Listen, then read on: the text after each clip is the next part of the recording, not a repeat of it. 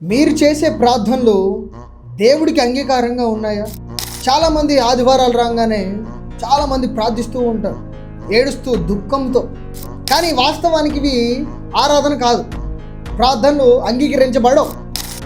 మరి వాస్తవానికి దేవుడు ఎలాంటి ఆరాధన కోరుతూ ఉన్నాడంటే యోహాను సువార్త 4వ అధ్యాయం 23వ వచనంలో చెప్తూ ఉంటాడు, అయితే యథార్థవంతులు ఆత్మతోనూ సత్యముతోనూ ఆరాధిస్తారు అని చెప్తూ ఉన్నాడు.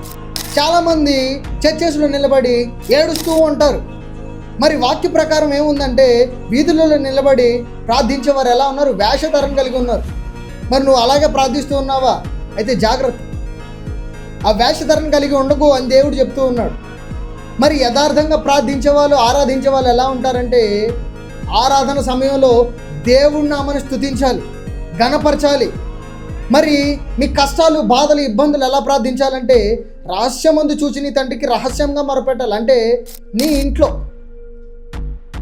ఇంట్లో ప్రార్థించాలి నీకున్న కష్టాలు, ఇరుకులు, ఇబ్బందులు. మరి ఆరాధన సమయాల్లో, ఆరాధన మందిరాల్లో ఏం చేయాలంటే ఆయన్ని ఘనపరచాలి, పాటలతో స్తుతిస్తూ ఉండాలి. ఇది ఆరాధన.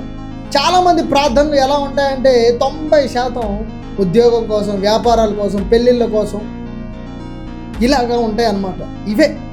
ఇవి ప్రార్థనలు అనబడవు, అంగీకరించబడవు. ఆరాధన సమయంలో ఇవి అంగీకరించబడవు. మరి ఎక్కడ అంగీకరించబడతాయంటే రహస్యంగా నువ్వు మొరపెట్టినప్పుడే నీకు అది ప్రతిఫలం ఉంటుందని వాక్య లేఖనాలు సూటిగా మాట్లాడుతూ ఉంటాయి.